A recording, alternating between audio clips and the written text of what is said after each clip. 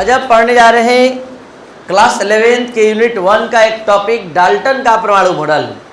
आप सभी स्टूडेंट को पहले ये बता दें, डाल्टन का परमाणु मॉडल पढ़ने से पहले कि परमाणु मॉडल क्या होता है।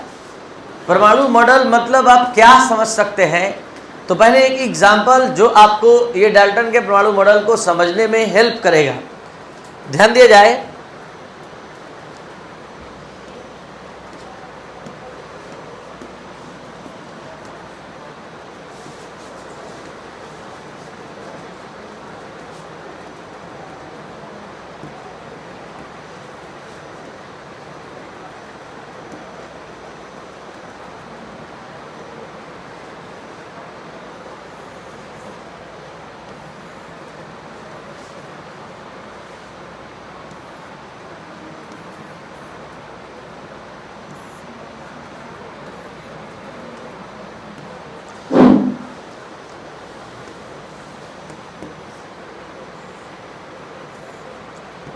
हम आपके सामने सोडियम का परमाणु संरचना बना रहे हैं, सोडियम का परमाणु मॉडल बना रहे हैं। सोडियम का परमाणु संख्या सभी स्टूडेंट जानते हैं कि सोडियम का परमाणु संख्या 11 होता है। 11 के अनुसार इलेक्ट्रॉनिक विन्यास 281। इस 281 की मदद से आप सभी स्टूडेंट इतना समझने के लायक है कि प्रथम कक्ष में, जैसा कि आप समझते हैं, ये आपका प्रथम कक्ष है, ये द्वितीय कक्ष है और ये तृतीय कक्ष है। तो इस प्रथम कक्ष में 2 इलेक्ट्रॉन है, इस द्वितीय कक्ष में 8 इलेक्ट्रॉन है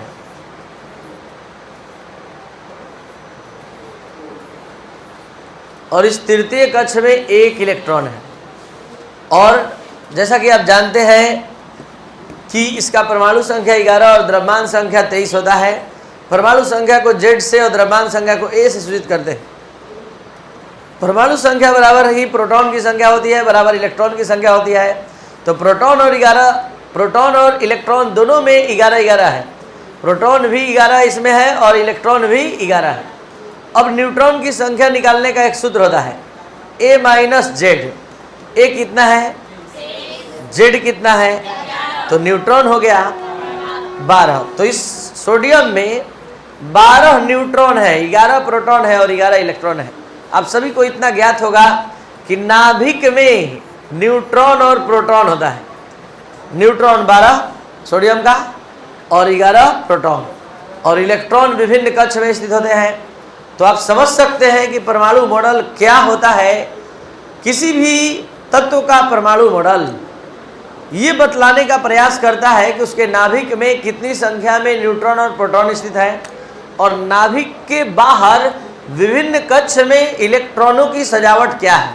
जैसा कि आप इस परमाणु मॉडल से देख पा रहे हैं कि इसके प्रथम कक्ष में 2 इलेक्ट्रॉन है, द्वितीय कक्ष में 8 है और तृतीय कक्ष में 1 है। आपको बता दें कि ये नील्स बोर के द्वारा विकसित किया गया परमाणु मॉडल है, जिसमें यह बताया गया पहली बार कि नाभिक के चारों ओर एक वृत्ताकार पथ होता है जिसे कक्ष कहते हैं, ऑर्बिट कहते हैं। अब आप परमाणु मॉडल जब भी बोलेंगे तो आपके माइंड में इस तरह का संरचना उभर कर आएगा और आप समझ सकते हैं कि ये परमाणु मॉडल है जो हमें इस बात का ज्ञान देता है कि परमाणु के नाभिक में न्यूट्रॉन और प्रोटॉन होते हैं और नाभिक के बाहर विभिन्न कक्ष में इलेक्ट्रॉन स्थित होते हैं। अब हम बात करने जा रहे हैं आपके आज के टॉपिक का, डाल्टन परमाणु मॉडल का। आपको बता दें कि डाल्टन का परमाणु मॉडल की दुनिया में पहला एटॉमिक मॉडल है। पहला परमाणु मॉडल जॉन डाल्टन का परमाणु मॉडल है, जो ये बतलाता है कि पदार्थ अति सूक्ष्म कणों से मिलकर बना होता है, जिसे क्या कहते हैं, परमाणु कहते हैं। तो पदार्थ अति सूक्ष्म कणों से मिलकर बना होता है, जिसे परमाणु कहते हैं। आपको बता दें कि परमाणु मॉडल के दुनिया में ये पहला परमाणु मॉडल है जॉन डाल्टन का। इसके जस्ट बाद आता है जे थॉमसन का परमाणु मॉडल, जे थॉमसन का प्लम पुडिंग मॉडल, जो ये बताता है कि परमाणु में कुछ आवेश वाले कण भी होते हैं। यानी आवेश के बारे में प्रथम ज्ञान जे थॉमसन के परमाणु मॉडल में मिलता है। उसके बाद तीसरा परमाणु मॉडल जिसका नाम आता है रदरफोर्ड का परमाणु मॉडल, जो ये बताता है कि परमाणु के मध्य में एक घना धनात्मक क्षेत्र होता है जिसे नाभिक कहते हैं। ध्यान दिया जाए बोर्ड पर, क्या समझाने जा रहे हैं। आप पढ़ रहे हैं परमाणु मॉडल अभी आपके सामने 1 2 नहीं 4 परमाणु मॉडल का नाम लिया गया है। ये है जॉन डाल्टन का, जिसमें केवल इतना ही बताया गया कि पदार्थ अति सूक्ष्म कणों से मिलकर बना होता है जिसे परमाणु कहते हैं। इस परमाणु मॉडल को ये नहीं ज्ञान था कि आवेश भी होता है परमाणु में। अब ये जे थॉमसन का परमाणु मॉडल है जो ये जानता है कि परमाणु में आवेश वाले कण भी होते हैं, तो ये आवेश के बारे में ज्ञान दिया। थोड़ा सा एक कदम आगे रदरफोर्ड का परमाणु मॉडल आया जो ये बता दिया कि परमाणु के मध्य में घना धनात्मक क्षेत्र होता है जिसे नाभिक कहते हैं। यानी इस परमाणु मॉडल को ये नहीं ज्ञान था कि नाभिक भी होता है। और ये जो है रदरफोर्ड का परमाणु मॉडल, जिसको ये नहीं पता है कि नाभिक के बाहर इलेक्ट्रॉन कहाँ रहता है, तो ये कहाँ से पता चला? तो नील्स बोर के परमाणु मॉडल से पता चला कि नाभिक के बाहर इलेक्ट्रॉन कहाँ होता है? कक्ष में। तो धीरे धीरे परमाणु मॉडल का विकास हुआ, डेवलपमेंट हुआ, और चौथा परमाणु मॉडल के रूप में आपको नील्स बोर का मिलेगा। और सबसे पहला परमाणु मॉडल कौन है? जॉन डाल्टन का, जिसका शुरुआत, जिसका प्रारंभ एकदम शुरू से आप आज पढ़ने जा रहे हैं। तो ये था परमाणु मॉडल का परिचय। अब आप ये टॉपिक पढ़ने के लायक हैं। आपको बता दें कि जॉन डाल्टन ने 1808 ईस्वी में ये परमाणु मॉडल दिया। इन्होंने एक शब्द का उच्चारण किया, एटम। पदार्थ अति सूक्ष्म कणों से मिलकर बना होता है जिसे एटम कहते हैं, परमाणु कहते हैं। ए का मतलब कैन नॉट होता है और टम का मतलब कट, जिसको काटा नहीं जा सकता है, जिसको विभाजित नहीं कह सकता है। तो ये था जॉन डाल्टन का परमाणु मॉडल का इंट्रोडक्शन, परिचय। अब हम आपको एक अलग ढंग से जॉन डाल्टन के परमाणु मॉडल को आपके सामने रखने जा रहे हैं। ध्यान से समझिएगा। एक तरफ जॉन डाल्टन ने जो बताया था वो बता रहे हैं, और एक तरफ इनका ड्रॉबैक। इस तरह से पढ़ने से क्या होता है, थोड़ा जल्दी समझ में आ जाता है। तो ये अलग ढंग से पढ़ाने का एक तरीका है। सबसे पहला जॉन डाल्टन का स्टेटमेंट था कि पदार्थ अति सूक्ष्म कणों से मिलकर बना होता है जिसे एटम कहते हैं, और एटम परमाणु अविभाज्य होते हैं। जबकि दूसरी ओर बहुत सारे साइंटिस्टों का कहना है, या बहुत सारे साइंटिस्टों ने ये स्वीकार मतलब नहीं किया कि परमाणु अविभाज्य होता है, बल्कि परमाणु विभाज्य होता है। परमाणु को भी तोड़ा जा सकता है। मतलब परमाणु के भी 3 मौलिक कण होते हैं। परमाणु भी 3 मौलिक कणों से बना होता है, इलेक्ट्रॉन, प्रोटॉन और न्यूट्रॉन। तो ये कहना गलत है कि परमाणु अविभाज्य होते हैं, परमाणु विभाज्य होते हैं। उसके बाद सेकेंड स्टेटमेंट जरा ध्यान देंगे। सेकेंड स्टेटमेंट है कि डाल्टन के अनुसार समान तत्वों के परमाणु आपस में समान होते हैं। द्रव्यमान, आकार और आकृति की दृष्टि से ये समानता प्रदर्शित करते हैं। ध्यान दीजिएगा, इनका कहना था कि अगर तत्व समान होगा तो वो आकार, आकृति और द्रव्यमान की दृष्टि से समानता प्रदर्शित करेगा। जबकि दूसरी ओर अगर हम समस्थानिक का बात करें, समस्थानिक समझते आप लोग, अभी तुरंत पढ़े थे। आइसोटोप्स, समस्थानिक, कार्बन का 3 समस्थानिक होता है, कार्बन 6-12, कार्बन 6-13, कार्बन 6-14। इसमें आप देख सकते हैं कि तीनों तत्व समान है, और इनका कहना था कि तत्व समान होगा तो परमाणु, द्रव्यमान, मतलब द्रव्यमान, आकार, आकृति सब समान होगा। कहाँ समान है?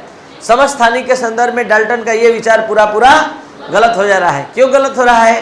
क्योंकि समान तत्व होते हुए भी द्रव्यमान संख्या क्या है? भिन्न भिन्न है। जबकि इनका स्टेटमेंट था कि समान तत्वों का आकार, आकृति और द्रव्यमान समान होता है, जबकि ऐसा समस्थानिक के संदर्भ में संभव। तीसरा स्टेटमेंट इनका था कि असमान तत्व होंगे तो द्रव्यमान, आकार, आकृति की दृष्टि से असमान होंगे। अगर तत्व असमान होगा तो आकार, आकृति और द्रव्यमान की दृष्टि से असमानता प्रदर्शित करेगा। हम बात कर रहे हैं समभारिक का। समभारिक ऐसे तत्व होते हैं जिनका परमाणु द्रव्यमान संख्या समान और परमाणु संख्या भिन्न भिन्न होता है।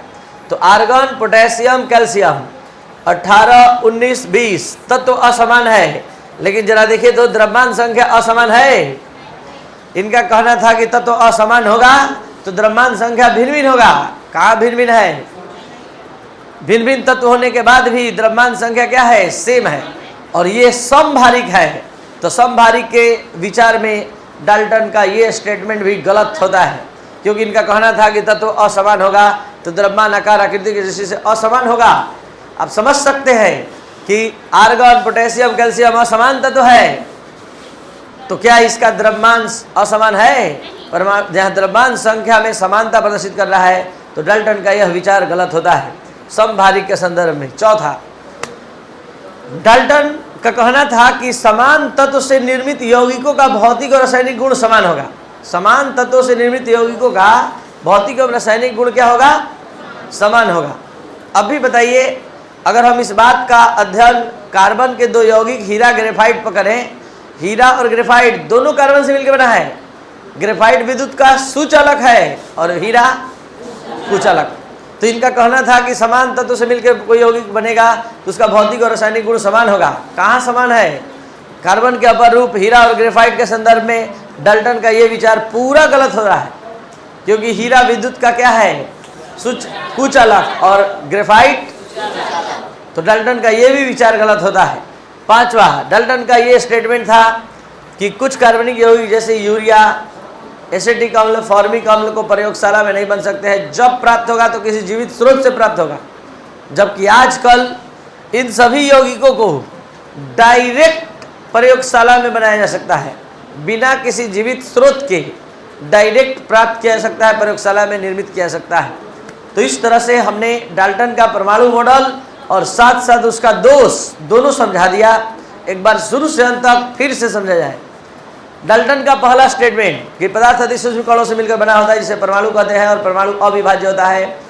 कुछ वैज्ञानिक जैसे J Thomson, Rutherford, Niels Bohr के द्वारा यह जो कथन है अस्वीकार कर दिया गया। क्यों? क्योंकि परमाणु अविभाज्य नहीं विभाज्य होता है। परमाणु के भी 3 मौलिक कण होते हैं, इलेक्ट्रॉन, प्रोटॉन और। दूसरा स्टेटमेंट इनका कहना था कि समान तत्वों के भौतिक एवं रासायनिक गुण समान, मतलब समान तत्व जो होते हैं वो आपस में समानता प्रदर्शित करते हैं द्रव्यमान, आकार और आकृति की दृष्टि से। जबकि समस्थानिक के संदर्भ में हम अध्ययन करने चले तो पता चला कि समस्थानिक का द्रव्यमान संख्या क्या होता है। तो यह डाल्टन का यह विचार समाप्त हो गया। तीसरा स्टेटमेंट, असमान तत्वों के परमाणु आपस में असमान होते हैं और द्रव्यमान, आकार, आकृति में भिन्नता प्रदर्शित करते हैं। जबकि हम असमान तत्वों के संदर्भ में अध्ययन किए तो पता चला कि समभारिक आर्गन, पोटेशियम, कैल्शियम में असमान होते हुए भी द्रव्यमान संख्या में समानता है। तो डाल्टन का यह विचार समभारिक के संदर्भ में गलत होता है। चौथा स्टेटमेंट इन्होंने बताया कि समान तत्व से निर्मित यौगिक बनेगा तो उसका भौतिक और रासायनिक गुण क्या होगा? समान होगा। जबकि हीरा और ग्रेफाइट दोनों कार्बन का यौगिक है, समान तत्व से बना है। हीरा विद्युत का कुचालक है तो ग्रेफाइट विद्युत का, तो डाल्टन का ये भी स्टेटमेंट गलत होता है। और पांचवा जो हमने बताया कि बहुत सारे कार्बनिक यौगिक जो प्रयोगशाला में नहीं बनाए सकते, जो जॉन डाल्टन ने बताया था, जैसे फॉर्मिक अम्ल, एसिटिक अम्ल, आजकल इसको डायरेक्ट हम प्रयोगशाला में बना सकते हैं। तो डाल्टन का यह भी विचार कि कार्बनिक यौगिक को केवल जीवित स्रोत से प्राप्त किया जाता है, ये भी गलत साबित होता है। तो ये है जॉन डाल्टन का परमाणु मॉडल और उसका दोष। अब हमने जो भी आपको समझाया उसका लिखित रूप आप देख सकते हैं। डाल्टन के परमाणु मॉडल का गुण क्या है? तो डाल्टन के अनुसार सभी पदार्थ अति सूक्ष्म कणों से मिलकर बने होते हैं, जिसे परमाणु कहा जाता है। तो परमाणु क्या होते हैं? अविभाज्य। डाल्टन के अनुसार समान तत्वों के परमाणु आपस में समान होते हैं तथा द्रव्यमान, आकार और आकृति की दृष्टि से भी एक दूसरे से क्या होते हैं? समानता प्रदर्शित करते हैं। हर एक शब्द समझने का क्षमता हमने आपको दे दिया है। अब इस लाइन में भी क्लियर कर लीजिए। डाल्टन के अनुसार असमान तत्वों के परमाणु आपस में क्या होते हैं? असमान। द्रव्यमान, आकार एवं आकृति की दृष्टि से भी क्या देखता है? असमानता प्रदर्शित करते हैं। डाल्टन के अनुसार समान तत्व से निर्मित यौगिक का भौतिक और रासायनिक गुण क्या होता है? डाल्टन के अनुसार कुछ कार्बनिक यौगिक जैसे फॉर्मिक अम्ल, एसिटिक अम्ल का निर्माण प्रयोगशाला में संभव नहीं है। अब डाल्टन के परमाणु मॉडल का दोष, सबसे पहला दोष, डाल्टन के परमाणु मॉडल के अनुसार परमाणु अविभाज्य होते हैं। डाल्टन का यह विचार Rutherford, J Thomson, Niels Bohr के द्वारा अस्वीकार कर दिया गया। डाल्टन के अनुसार समान तत्वों के परमाणु का द्रव्यमान समान होता है, लेकिन समस्थानिक के संदर्भ में डाल्टन का यह विचार गलत साबित होता है। डाल्टन के अनुसार असमान तत्वों के परमाणु का द्रव्यमान संख्या भिन्न भिन्न होता है, लेकिन समभारिक के संदर्भ में डाल्टन का यह विचार कैसे? क्योंकि समभारिक का द्रव्यमान संख्या समान होता है। नेक्स्ट, डाल्टन के अनुसार समान तत्वों से निर्मित यौगिकों का भौतिक और रासायनिक गुण क्या होता है? समान होता है, लेकिन कार्बन के अपर रूप हीरा और ग्रेफाइट के संदर्भ में यह गलत साबित होता है। लास्ट स्टेटमेंट, डाल्टन के अनुसार कार्बनिक यौगिक को प्रयोगशाला में नहीं बनाया सकता है, लेकिन आजकल बहुत से कार्बनिक यौगिक को प्रयोगशाला में भी बनाया जा सकता है। बिना किसी जीवित स्रोत के डायरेक्ट प्रयोगशाला में बनाया जा सकता है। तो ये था आपका डाल्टन का परमाणु मॉडल। अगर आपको अच्छा लगा ये वीडियो लेक्चर तो आप इसको जरूर शेयर और सब्सक्राइब करें। Thank you.